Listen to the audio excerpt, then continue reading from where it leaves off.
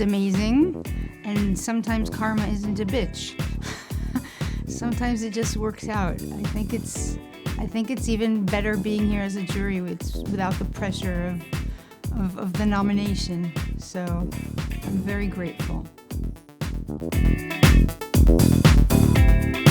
It's not pressure. I mean, I understand, the anxiety and how much everybody wants it, because I remember being there. But I can say that even if you don't win, great things can happen with your show, because we didn't win anything, and it's been an amazing year for Losing Alice. I think there was a lot taken from the Me Too movement. I think it's evolved into something bigger.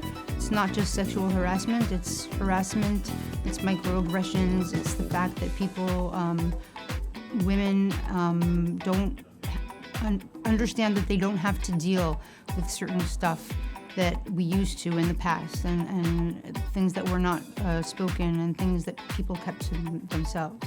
So so I think it's still relevant. I think there's a lot of work to still be done for the next generation of women to not have to deal with that. I think it has to deal with how you grow up as well, and what you see around you, and to be strong. So hopefully the next generations will have it easier. I hope so.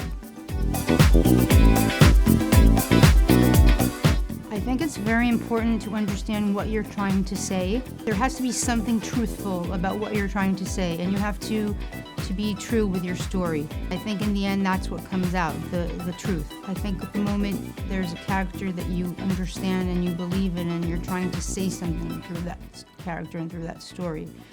That's what you should focus on, and that will take you through. I think what's happening with television today is very interesting, because there's still a lot of television where you see it's just supposed to be entertainment and escapism, like television once was. And then there are other TV shows, the ones that I prefer, which are kind of the cinematic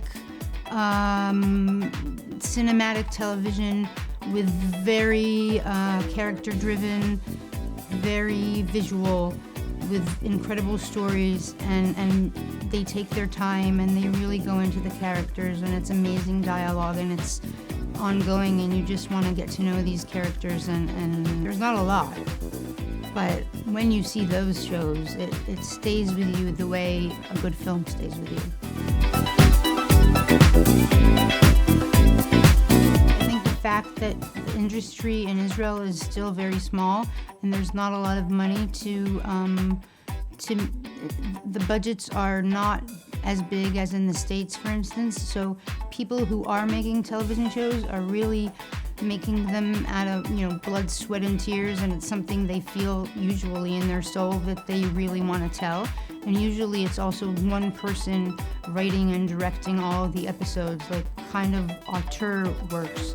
So I think the fact that it's made that way makes it something that you see afterwards, and then that's something that comes across, and that's, I think, the reason the Israeli series are so successful. That we can just see things as they are is really, I think that's pretty wild.